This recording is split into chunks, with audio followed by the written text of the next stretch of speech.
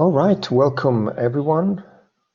I hope you can hear me well.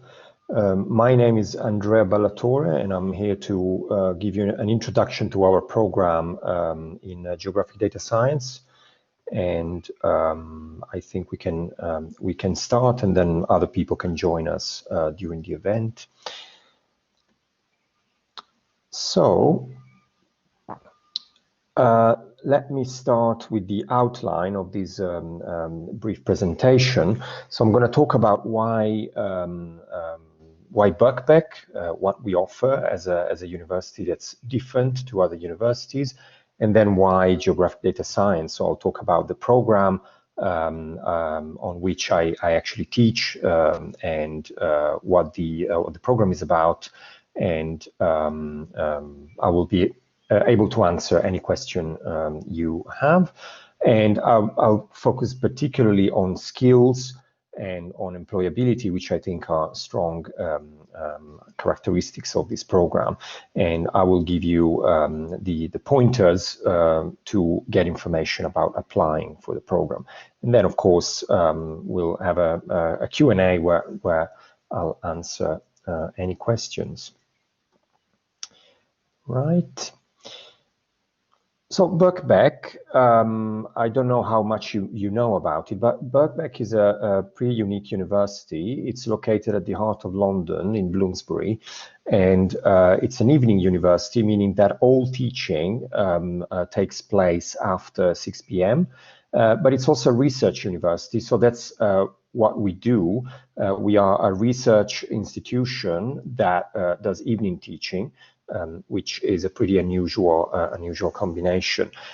We are part of University of London, and which is a very prestigious cluster of universities, and we're really specialized in evening teaching, and a lot of our students are working students or mature students, meaning what's called atypical, and we are really specialized in serving the needs of this kind of students as opposed to other universities. Everything at Birkbeck is really tailored to this cohort, and I will now talk about the specific program. So Geographic Data Science is a new program we're launching. Is based on a very long tradition of teaching this kind of subject, and it's based on the idea that geographic information nowadays is ubiquitous. So no matter what we look at in society, we will find aspects that are geographical, data that is geographical, that talks about locations on Earth. And nowadays, geographic information is transforming many sectors, starting from the obvious one, such as transportation, knowing where trains and buses are, to insurance, banking, engineering, and telecommunication, logistics, etc. So virtually there's no activity in society that is not touched by geographic information. And nowadays, unfortunately, with the pandemic, we also see that epidemiology and healthcare have a huge geographical component in understanding where the disease is spreading and how we can contain it. If we look specifically at geographic data science, we define it as a STEM discipline. So STEM meaning science, technology, engineering, and mathematics. And that is located between geography and data science. So there is a core of data science knowledge, and the core of geography, and geographic data science really looks at the interplay between those two. The idea of geographic data science is to use cutting-edge computational approaches to collecting, storing, studying, and analyzing geographic information and big data. So what we nowadays call big data, meaning large amounts of information produced by machines in many cases, and by people. In geographic data science, we look at what we call where problems. meaning problems where the core piece of information we're interested in is about location. So, for example, finding good places to install new wind energy turbines, or predicting hotspots in crime, or understanding the spread of a pandemic, as I mentioned earlier. And all of these problems are actually ubiquitous in society. So many organizations deal with where problems, and often don't have the specialist to find the best solution. Nowadays, the market for what we call geospatial analytics is growing, and I'll talk more about that later. But it's definitely an area of growth. Obviously, now with the pandemic, many sectors are affected, but the key sectors that are thriving, such as logistics, are definitely very interested in geographic data science. So hopefully we won't see a dramatic decline in jobs in this area because it's so critical, it's so resilient.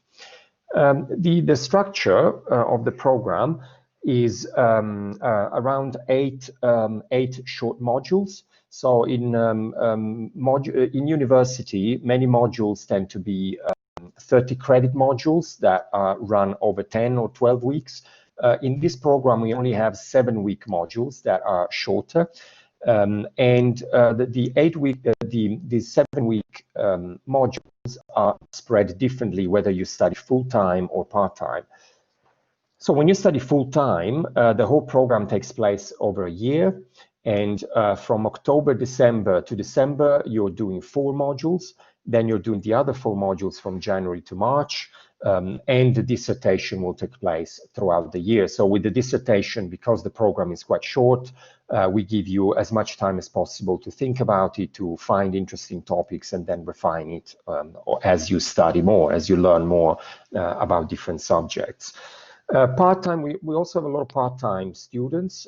Part-time is meant for more explicitly for people who have full-time jobs and other commitments in life, and might not be capable of doing a full-time program.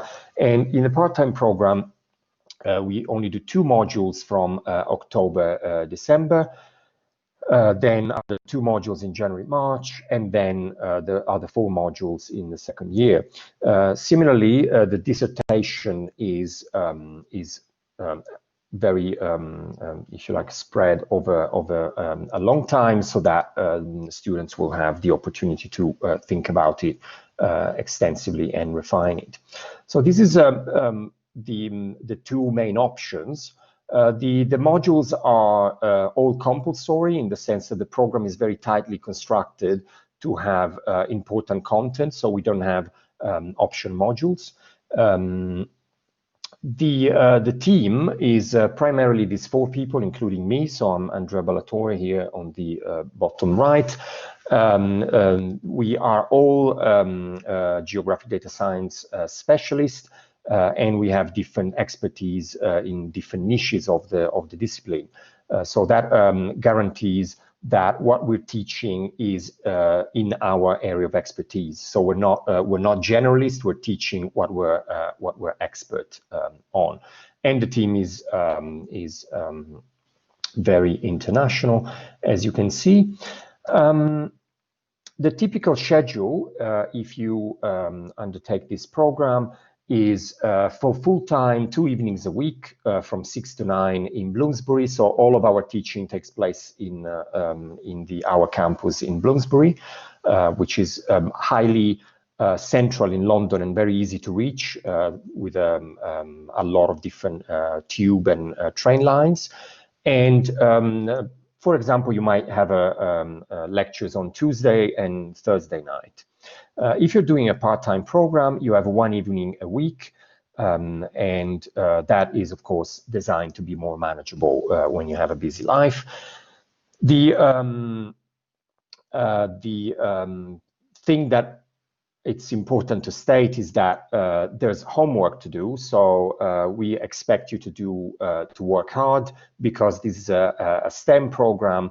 it has a level of technical and scientific complexity, and you're expected to work hard to achieve what you need to achieve.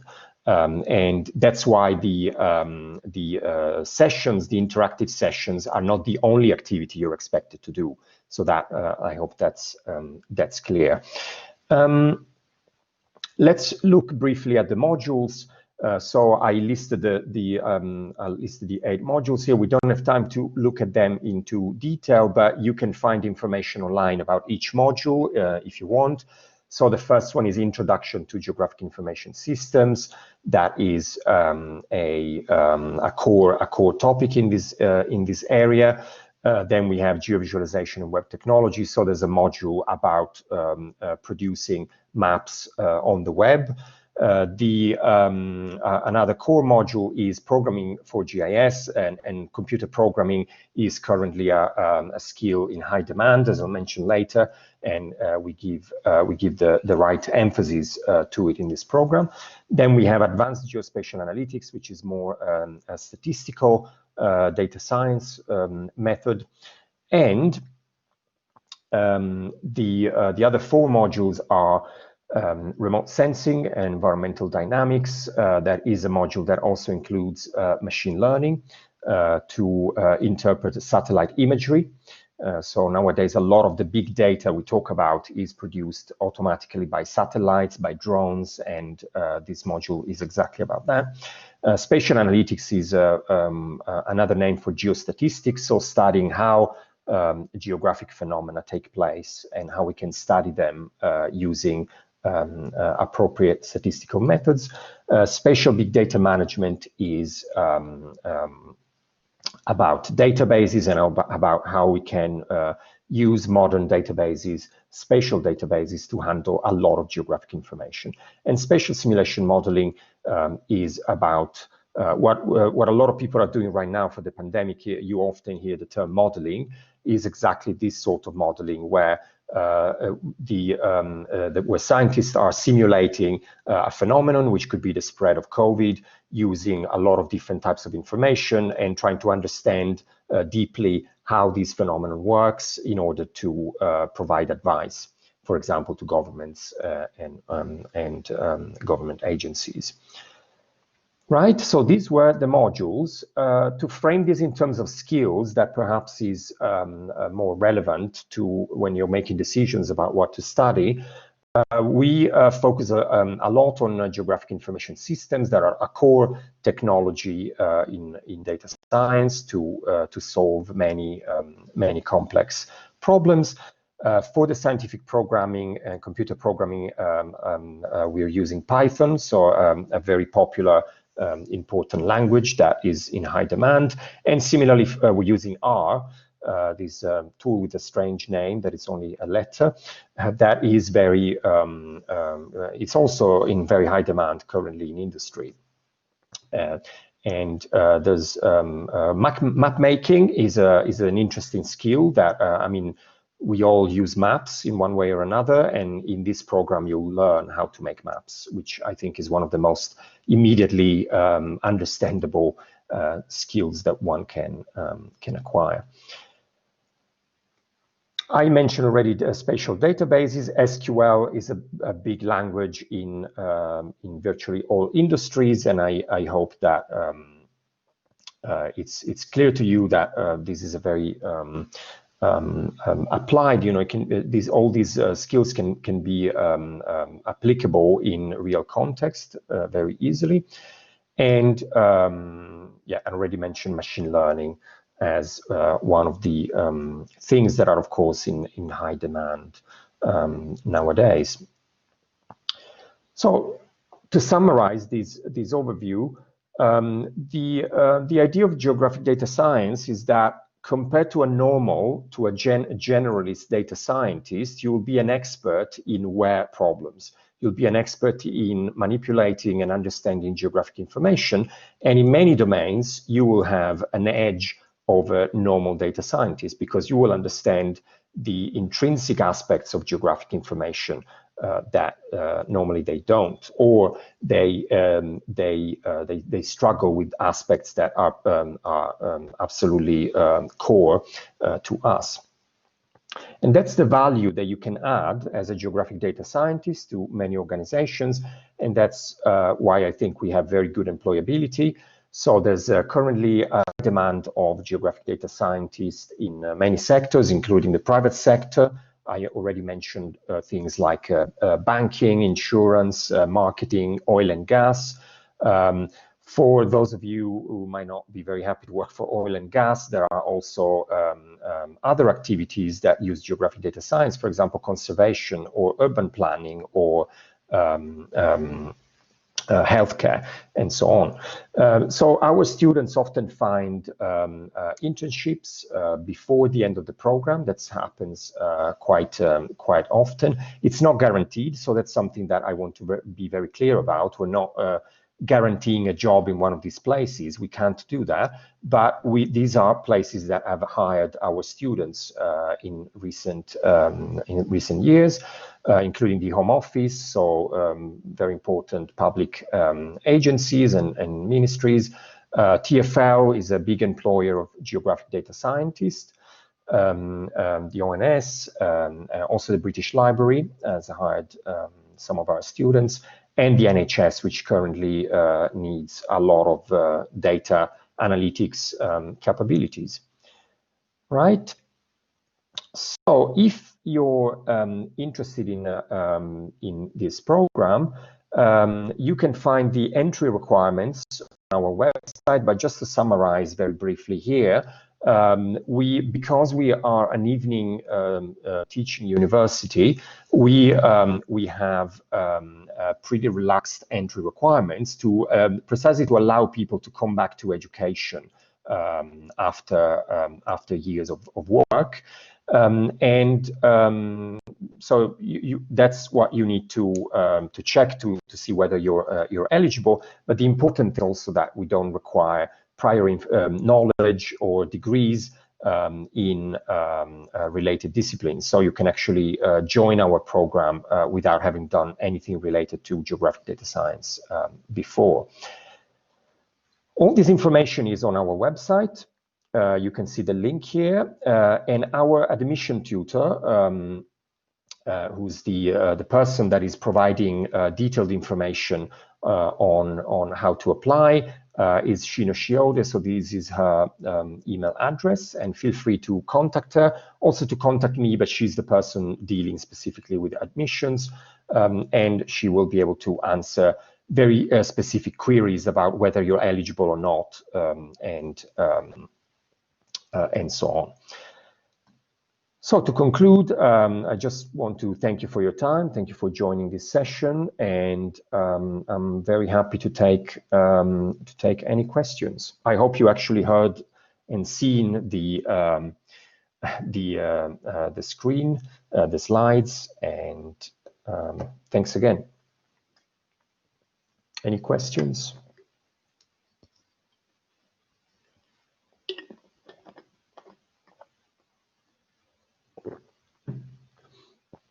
You can either type your questions or you can also raise your hand. You should see an icon where you can raise your hand and we can open your mic. But typing is also totally fine. Yeah, so a question from Emma. How many students are typically on the course each year? So that's a good question, and it varies from year to year.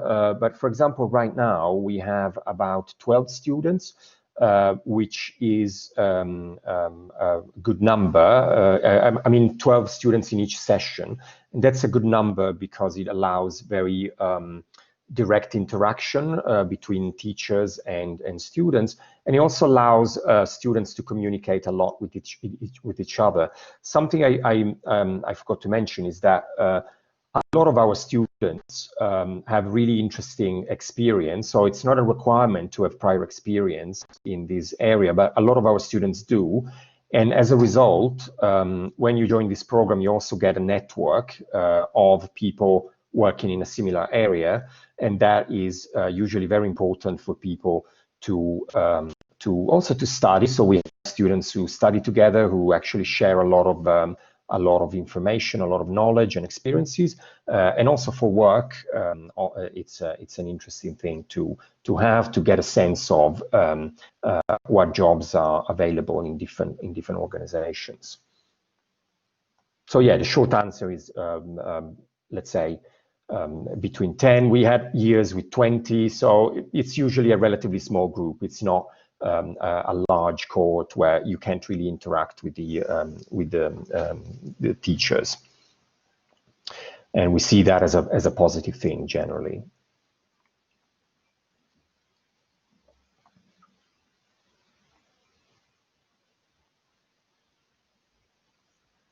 Other questions?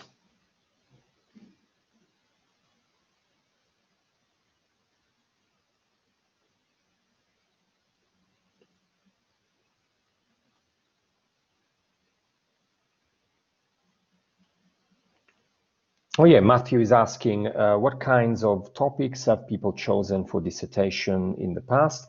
That's a good question. So I mentioned that dissertations are, of course, part of the program, and they are the research dissertations. So we're really expecting you to do a piece of original research. The topic varies a lot depending on the interest of students. So we're not imposing, obviously, topics. Students come up with their own topics, and we have everything ranging from a recent one that I supervised was about bike sharing systems in London and understanding load in bike sharing systems. Other examples are using satellite imagery for insurance business. So we had a student working for insurance that found that really interesting. So climate change and insurance was a very, very good topic, actually, a very good dissertation. Let me think of other examples. Criminology is another one. So one of our staff is an expert in criminology, so that's often a topic that comes up. So people studying hotspots where crime tends to happen more than in other places.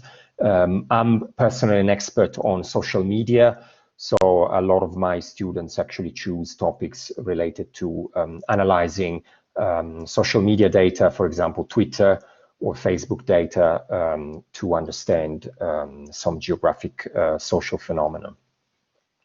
So I hope, yeah, these are examples.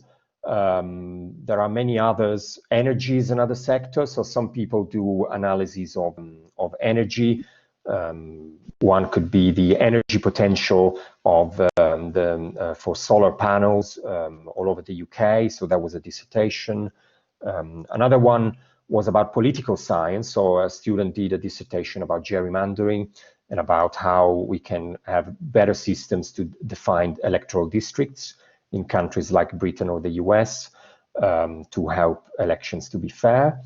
Yeah, so it's really dependent on interest, and because geographic data science is such a broad has such a broad applicability, you can really find many different things.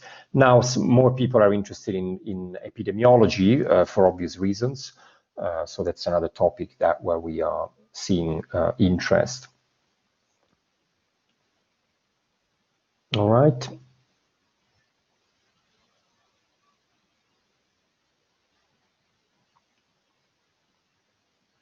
Yeah, more questions?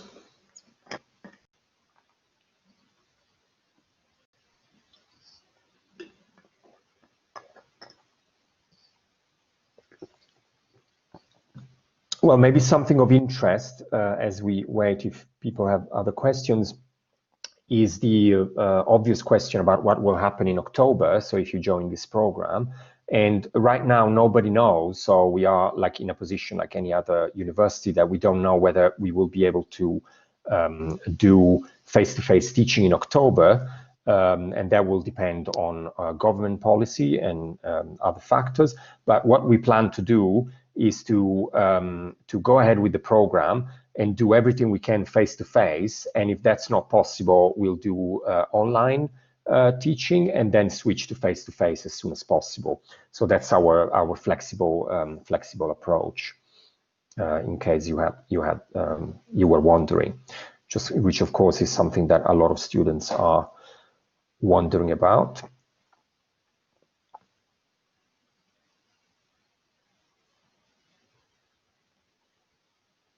Okay, another question is the part-time and full-time split of the course. If I understand you correctly, you're asking how many people are actually part-time and how many are full-time. It's about half and half. Yeah, great. So it's about half and half. And some people we notice, so based on experience, we notice that people are doing full-time programs, usually are working part-time or not working. So there are people, if you like, between jobs who are doing that. And people who do full-time programs, people doing part-time programs tend to have full-time jobs. So that usually the combination. So in your case, depending on how busy you are, you might consider one or the other. Another option that some people do, we don't recommend it, but some people start full-time and then realize that they're too busy to actually do it full-time and they switch to part-time. That's another possibility, that some people are very confident in the beginning, start full-time, and then they can switch to part-time later. But in many cases, we recommend to start part-time because there's no point in being stressed for no reason, knowing that if you have a full-time job, you can't do a full-time program. So I'm being very open here about these issues because we know that they happen, and it's better to get early advice about what's most suitable for each case.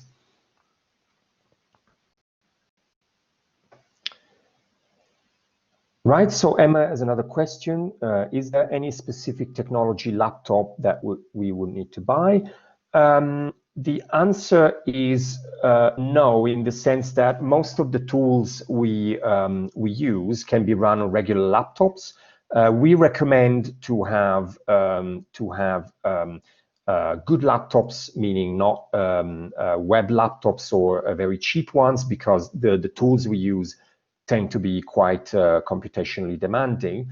But any regular laptop with a good amount of memory would do. We also have IT labs, of course, where students are able to run the software. But we also know by experience that it's really important to be able to work from home. So it's unlikely that students will do all the work at the university. So having a decent laptop is definitely part of what's required in a way. A lot of people already have good laptops, but we can also provide some advice in what the typical hardware requirements are.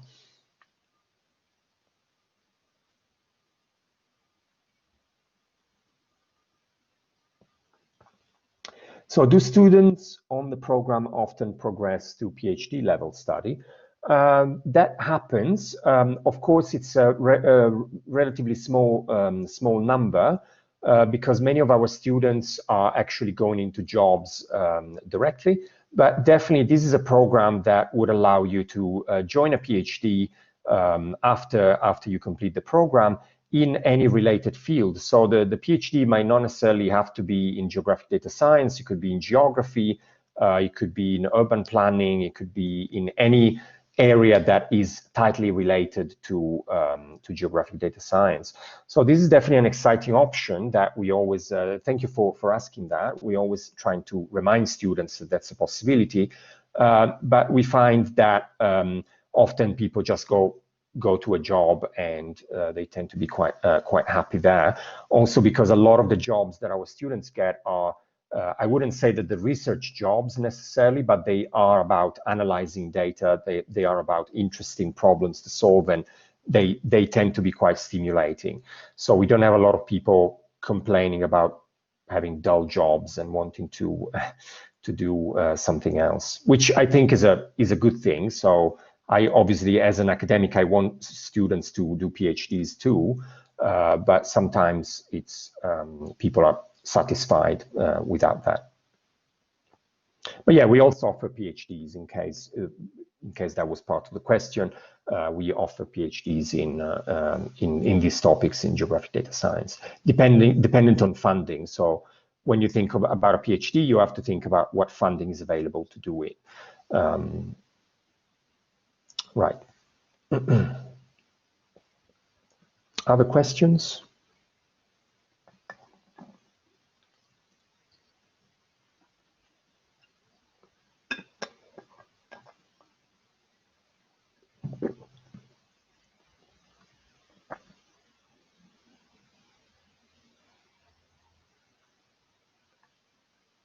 Okay, thanks, Matthew.